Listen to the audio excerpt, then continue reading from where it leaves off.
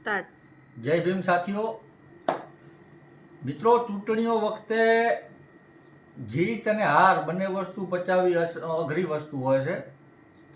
અને એવામાં જો સત્તા પક્ષને ક્યાંક હારનો સામનો કરવો પડતો હોય તો એમના માટે પચાવવી તો હોય હાર એટલી બધી અઘરી હોય છે કે ના પૂછો વાત. આવો જ એક બનાવ રાપર તાલુકા પંચાયત હેઠળની ફતેગઢ સીટ ઉપર બન્યો છે, જ્યાં ભારતીય જનતા પાર્ટીએ કારમી હારનો સામનો કરવો પડ્યો છે.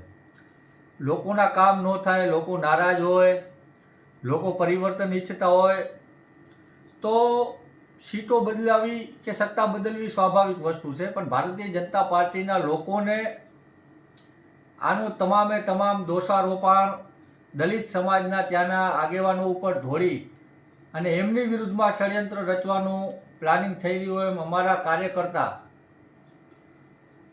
અને જુદા જુદા આંબેડકરવાદી સંગઠનો સાથે જોડાયેલ એવા સંજયભાઈ રાઠોડને યેન કેન રીતે ભાજપ અને આરએસએસના લોકો દ્વારા હેરાન પરેશાન કરાયા હોવાની વાત મને મળી છે.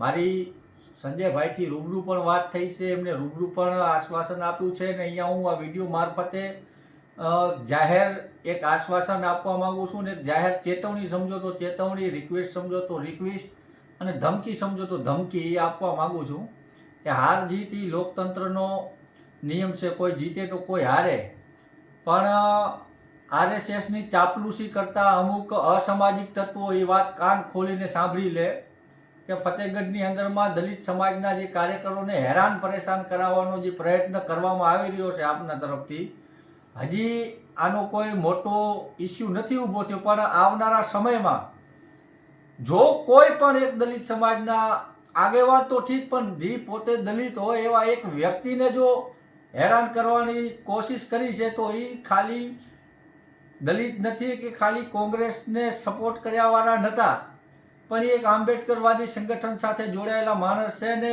હું પણ એ એક આંબેડકરવાદી સંગઠનનું નેતૃત્વ કરું છું અને અમારા સંગઠનનો ઝંડો અને દંડો બંને મજબૂત છે. તમે જે પણ ભાષામાં સમજતા હશો એ ભાષામાં જવાબ આપવા માટે અમારું સંગઠન એકદમ સક્રિય છે, એકદમ પોચીગલ છે અને જે કહેવાય કે એકદમ સક્ષમ છે.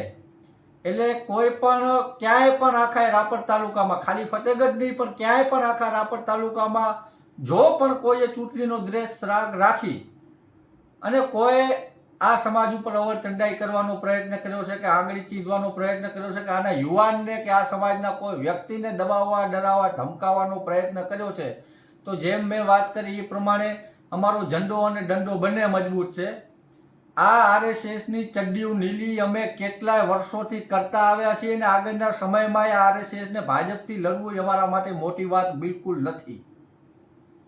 તમે ડરાવજો, ધમકાવજો કોઈ ગરીબ લાચાર ખેડૂતોને કે મજદૂરોને કે અનલીગલી ધંધા કરતો હોય ખાણ ખનીજોવાળાને, બુટલેગરોને, એમને ધમકાવીને કદાચ તમે ભાજપમાં લઈ આવી શકશો, પણ આ જે સમાજ ઉપર પ્રયોગ કરવાનો પ્રયત્ન કરી રહ્યા છો, એક વીછીની હરોળ હાલી જાય છે એમાં તમે આંગળી નાખવાની જો પ્રયત્ન કરશો તો એ હરોળમાંનો જી વીછી ડંખ મારશે એ બરોબરનું ઝેર ફેલાવશે. એટલે ખોટો અમારા ઝેરના પારખા લેવાનો પ્રયત્ન કોઈ ના કરે. અહીંયાથી હું કહેવા માંગુ છું, કાયદામાં રહેશો તો જ ફાયદામાં રહેશો, ને કે કોઈ પણ પાર્ટી કે કોઈ પણ સંગઠન અમારી પ્રતિક્રિયા સહન કરી શકે એટલી સક્ષમ નથી.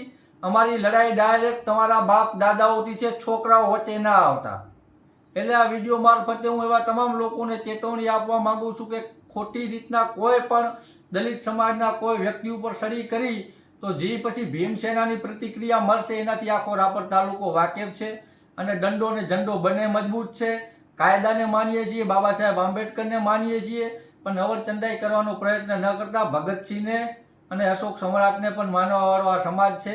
અને મેં કીધું એ પ્રમાણે અમારો ઝંડો અને દંડો બંને મજબૂત છે. જે ભાષામાં સમજતું હશે એ ભાષામાં સમજાવવા માટે સક્ષમ છીએ. હું ફતેગઢ ગામના અનુસૂચિત જાતિના લોકોને પણ અહીંયાથી આશ્વાસન આપવા માગું છું, જો કોઈ પણ આવો અસામાજિક તત્વ ક્યારે પણ હેરાન પરેશાન કરે તો તમારા માટે આંબેડકર યુવા ગ્રુપ રાપર તાલુકા 24 કલાક 365 દિવસ આવા નાલાયક અને અસામાજિક તત્વોથી લડવા માટે જ બનાવેલું છે. ને આના હજારો યુવાનો ગમે ત્યારે ઓન ધી સ્પોટ તમારા સપોર્ટમાં છે. એટલે એ આરએસએસની અને ભાજપની ચાપલુસી કર્યાવાળા પણ કાન ખોલીને સાંભળી લે. જ્યાં ખડી કે તણી કરતા હોય ત્યાં કરજો. છોકરાના ચારા કરાય, બાપના ચારા ન કરાય, આટલામાં સમજી જાજો. નકે અમે જે પ્રતિક્રિયા આપશી એ સહન કરી શકવાની તાકાત નહીં હોય.